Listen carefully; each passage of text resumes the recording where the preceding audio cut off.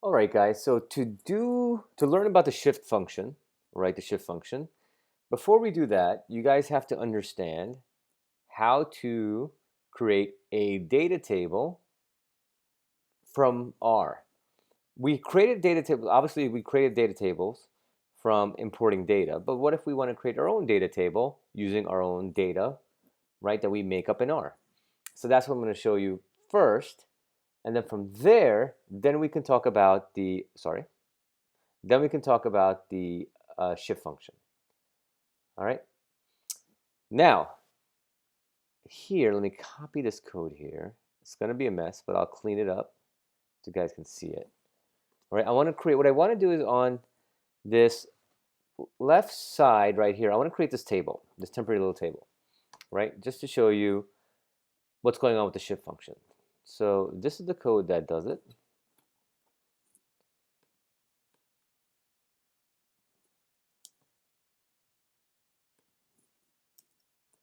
All right, I'm going to clean it up because again, when you copy and paste from my slides, everything goes crazy. So I will clean it up right in front of you and break it down for you what's going on.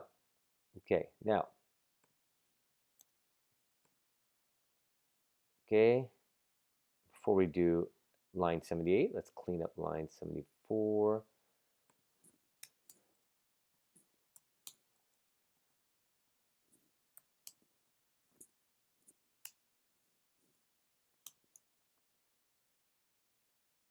All right, excellent. I'll clean this up. We'll worry about line 78 later. So in line 74, what am I doing? In line 74, I'm creating a data container called ticker. And what kind of data container is it going to be? This is going to be a simple vector. Notice the C function here. But again, just like earlier on in the slides, within the C function, I'm calling these two other functions twice, right? That's not a problem. You know what they do. What does the REP function do, guys? It repeats this, whatever you put in here, be it a number or a letter. In this case, I'm putting in a letter. It repeats A 5 times. It's going to repeat, and then it's going to repeat B 5 times. And then this ticker data container will be a vector with the values A, B, B, B, B, B. All right? Line 75, I'm doing the same thing again. Line 75, not the same thing exactly, but I'm using the C function again to create a vector. Within it, I have I'm calling the sequence function, right? What does the sequence function do? It basically counts up numbers or counts down numbers based on a starting number, an end number, and how many steps you want it to take. So here I'm creating a vector, a smaller vector that's going to be that's going to start at 2, go up to 10 in steps of 2. BAP students, notice this is our baby. It's inclusive. The 10 is inclusive, unlike in NumPy. All right, unlike in Python. So this will be a small vector that will be 2, 4, 6, 8, 10. And here we're calling sequence again. This will be a small vector that will be 5, 10, 15, 20, 25, right? Steps of 5. I run this, and the C function combines those vectors into a bigger vector, which will be 2, 4, 6, 8, 10, 5, 10, 15, 20, 25. Excellent. Now line 76, all right? Here is the new function you guys haven't seen, right? Let me just put that right here. Data.table, right? I'll put a comment. Oh, by the way, I didn't mention this before. When you want to put comment in your code, guys, pound. Use the hashtag. That hashtag right there, oops. Guys, the hashtag right there, put this in pound.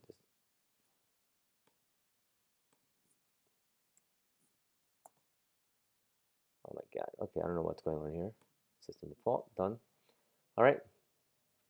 So what's happening here, guys, is that this data.table, yes, and the name of this function is literally data, the period, table, all one word. This function creates a data table for you natively, right, without pulling in data.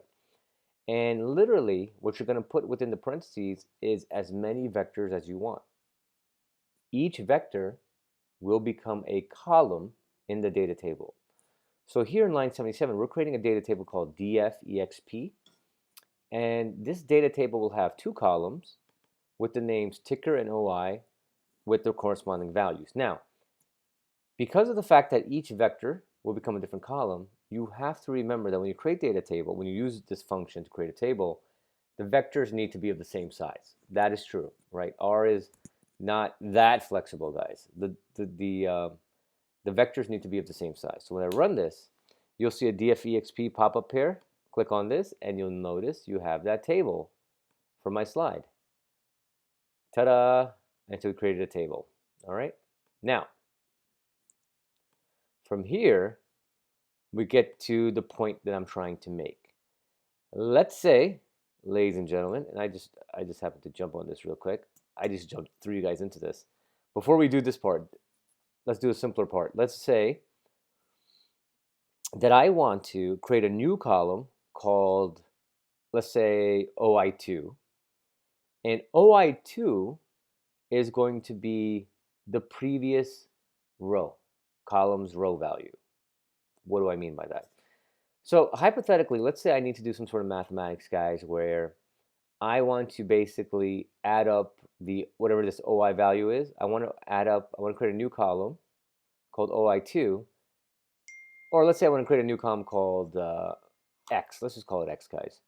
That's basically going to be the OI value, whatever the OI value is for the row, plus the preceding OI value, plus the OI value that comes before it. Right? So how do I do this? This is where the shift function comes into play. Because you can do math. I'll show you guys. You can do math. I mean, we kind of talked about it a little bit basically across the rows. That's easy. But what about if we do? I'm sorry. Across a row from a row wise, right? But what if you want to do it? What if you have data like from the column point of view? How do you do it?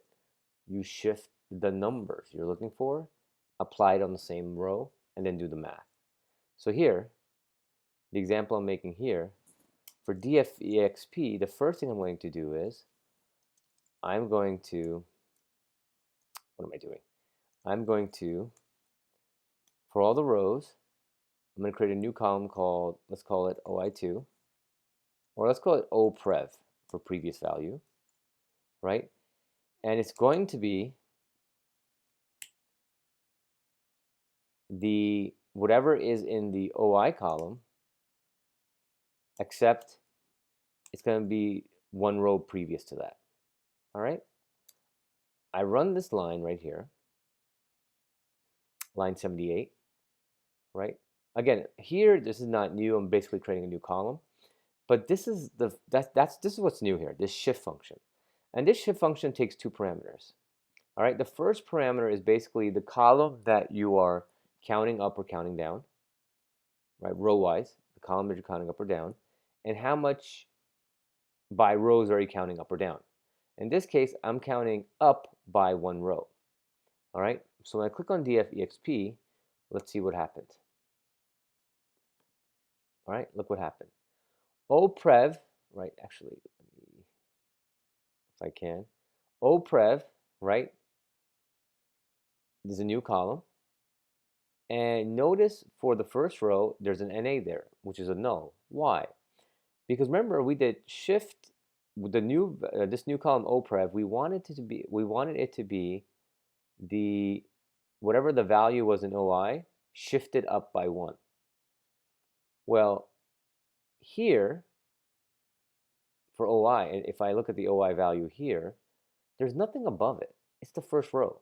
Because there's nothing above it, that's why that's NA. We come down to row 2, and now here, if I look at the OI value here, and I look what's directly above it, well, that value is 2. That's why OPREV is 2 for here. For this line, right above the OI column, shifted up by 1 is 4. That's why that's 4. Over here, if I shift up by 1, it's 6. That's why that's 6. And so on and so on and so on. I've created this new column, OPREV, guys, right? That basically is the value from the OI column shifted up by 1. And it does that relatively for every row. For every row.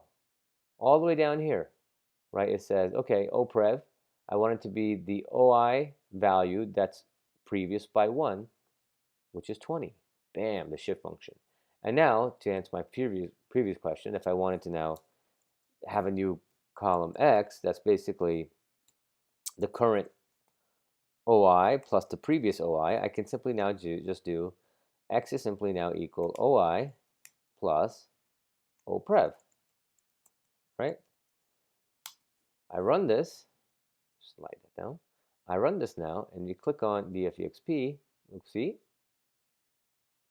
Now I simply, what happened is when I said do OI plus oprev, it does it by what? It does column-wise mathematics, just like vector mathematics.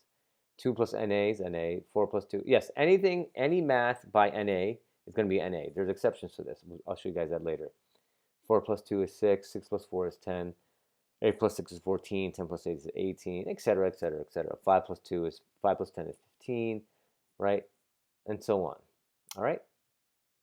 That's how the shift function works. All right?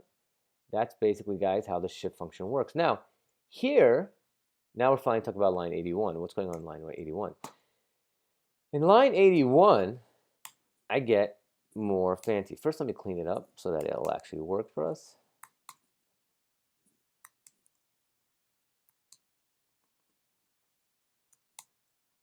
All right.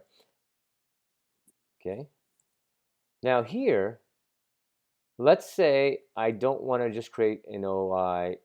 Let's say I don't want to just create one column. Let's say I want to create 3 different columns. OI2, OI3, OI4. And let's say I want OI2's column to be the OI, whatever's in the OI column, but shifted by 1. All right? But let's say I want the OI3 column to be whatever's in the OI column, but shifted by 2. And let's say I want to create the OI4 column, and whatever's in the OI4 column, I want it to be in the OI column, whatever the OI value is, but shifted by 3. I can do this by doing one at a time. So let me just copy and paste this. So I can literally just do this. So OI2 will be whatever is an OI shifted by 1. Copy this. Oops. And this will be, now I want to shift, I want to create a new column called OI3, but that will be whatever the OI value is, count up by 2, not just 1. And now I'll do my O4, which will be whatever is in the OI column, shifted by 3 places, and that'll be the O4 value. And I can run these 3 lines, and I can get, right, and I can get a table like this. And I gotta get a table like this, right? OI2 is whatever the value in OI is, the previous value in OI. See that? Just like oprev, just like oprev. OI3, this is the new one right here. It's going to be whatever the OI value is, shifted by 2. Well, there's nothing above it. That's NA. I come here. Whatever the OI value is, shifted by 2. 1, 2. There's nothing above. There's no 2 spots above that. That's why that's NA. It's not until we get to this part right here where I say, okay, OI over here, shifted by 2. 1, 2. And that's why 2 is there. Or I come down here, shifted by 2. 1, 2. And that's why that's 4, and so on, so on, so on. All right? Now, OI4, this is shifting by 3. So this is why this is an A, 1, 2, 3. This is an A. Even down here, 1, 2, 3. This is an A. It's not until we get down here that it's finally going to be 1, 2, 3, and then we finally have the 2 there. All right? So that's basically what's happening. So we can do this doing lines 81, 82, 83. Or, just like we did in line 71 up here, we can create multiple columns all at once by using this concept. So here, I'm still selecting the OI column, but now I'm selecting multiple values of n, not just one. 3 of them. 1, 2, 3. This is why I do 1 colon 3. 1 colon 3, remember, creates a vector called 1, 2, 3. And I'm basically saying, hey, I want to shift OI by 3 different values. A 1 value, a 2 value, and a 3 value. Those shifts And those subsequent values will be put in a new column. That's going to be here, right? In these columns. Now remember, when you're creating more than one column at once, you have to use the C function, and you have to use quotes around those new column names, right? Again, this is slightly strange.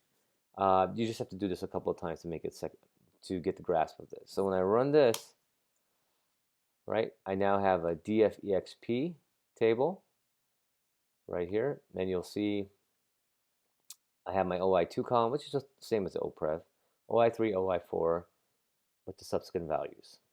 All right, that is the shift function. And again, if you do business forecasting or any other kind of time series project in your classes, this comes in incredibly handy, incredibly handy. All right, now, one last thing about the shift, right? Let's say hypothetically that OI is stock prices for ticker A, okay? And for whatever it means, the stock prices for ticker A, and we have two tickers here, A and B, all right? And let's say for some reason I want to take the average, let's say I want to take the 4-day average wherever I can of the stock prices for ticker A and ticker B, all right? And let's say I did the shifts, right? I did the shifts for wherever I have enough information. Let me do the shifts, and let me do get the averages, right? You guys notice a slight problem here. Yeah, you can see the difference here between this slide and this slide. You guys notice the difference? Well, here let's go to ticker A right here at this point in time. All right, let's go to ticker A in this point in time. All right. In fact, this might be easier to see if I actually let me add an additional column to dfexp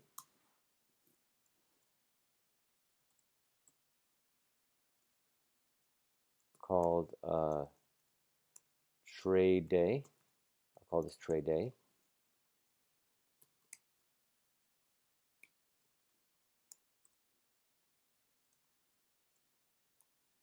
All right, and now let's do dfexp. Now let's look at it.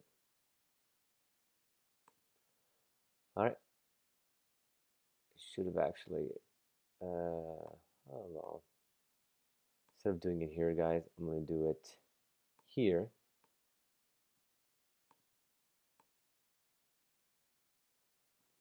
Yeah, I want it to be closer, so let's do, sorry, bear with me for a moment, guys. I'm going to move this.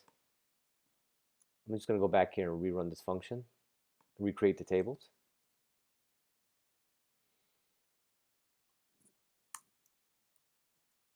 Right. You can put the vectors directly in the function. That's totally fine. That's totally fine, right? Just remember that when you do that, colon equals is only in data tables. So even when you're using the data table function, use the single equals, right? I'll run this. Now my dfexp looks like this, guys. Excellent. So I have the ticker, I have the trade day. Nice. Actually, let me put the trade day before it. So let me rerun this. Hold on. I don't like where it goes. I like it here in the beginning.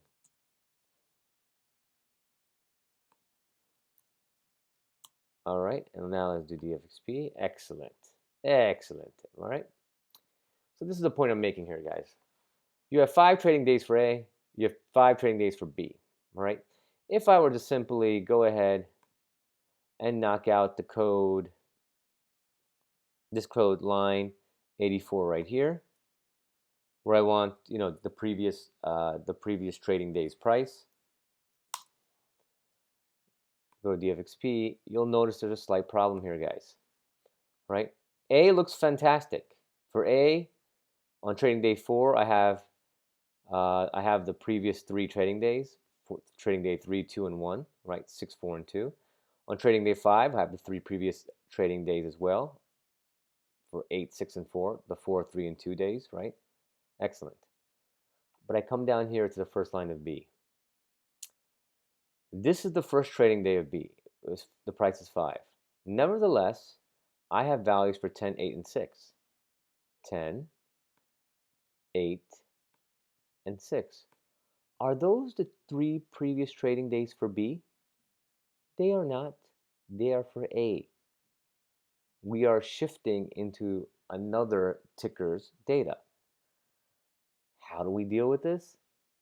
If only there was a way to do this shifting, not on the whole table, not on the table as a whole, but as subtables.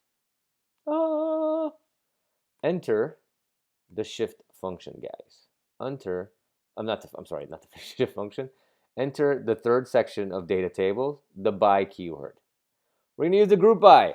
We're going to use the group by. In this case, we would like the group by. And here, I think it shows much clearer how the group by is working. Here now, we want to create different subtables by ticker. Grab this. All right, and here now, guys, I want to create subtables by ticker. Now remember, when you have something like this, when you're using the 3 regions, right, and you have a group by, before you do anything else, you do this third region first. It's that important. If there's a by ticker there, I have to do that first logically. Right? I'm saying in my mind or in my paper when I'm looking at it. By ticker, so I now have to look at the ticker column. What's in the ticker column? And I have to see, okay, how many unique values are there? Well, how many unique values are there, guys? 2. There's a unique value A, a unique value B. It does not matter that A is repeated 5 times or B is repeated 5 times. No. Whatever column or columns are put in that by keyword, we just want the unique values. There are 2 unique values. Therefore, there are 2 unique subtables being created. There are 2 unique subtables being created, an A subtable and a B subtable. Now to the A subtable, right, and they're separated out in memory. One subtable does not know of the other. A doesn't know that B exists, B doesn't know that A exists, okay? Now you can do the rest of the commands here. So for all the rows in A, let's pretend we're looking at the A subtable. For all the rows in A, create 3 new columns in the A subtable, OI2, OI3, OI4, right, that are going to be shifted values of the OI by 1, by 2, by 3. By 1 for OI2, by 2 for OI3, I'm sorry, by 2, but yes, by 2 for OI3, and by 3 for OI4, okay? And make the tables. Come back here. So A, ignore B. B does not exist right now. A goes ahead and does this, and it's done. Fine. Now, we go to the B subtable. All right, in the B subtable again, B again, remember, it's all isolated, all alone. It's a subtable. You go to the B table, for all the rows, you're going to create an OI2 column, OI3 column, OI4 column. You're going to, the OI2 column is going to be OI shifted by 1, OI3 will be shifted by 2, OI4 will be OI shifted by 3. Now we go to the B column, right? Line 1 over here. Well, now that it's broken down to subtables, when you say shift by 1, there is nothing above it because now it's being done by the subtable. It's an A. Shift by 2, nothing above it. It's an A. Shift by 3, nothing above it, an A. And so on and so on and so on. Once the values are filled in for all the subtables, just like before, it will bring back the subtables, combine them together, and then it'll give you one holistic view again, and this is how you end up with this value. All right? Again, here I'm showing you the power of shift, very powerful, and I'm reaffirming the power of the group by, how much it's how it allows us to do much more elaborate analysis and manipulation of the data. All right, guys? So at this point, we are now finally done with the slides for Lab 1, which again is just for the, again, we're still like introduction mode. It's basically introducing you guys how to load data, which is not that difficult, but more importantly, how to mess with data tables. So here I use this as an opportunity to introduce data tables to you guys, right? And for my BAP students, again, you guys are doing it backwards. This was no sweat, right? Some of you guys might feel this might be easier than pandas. You just have to rejigger how you do some of the commands in your cheat sheets or in your mind. All right?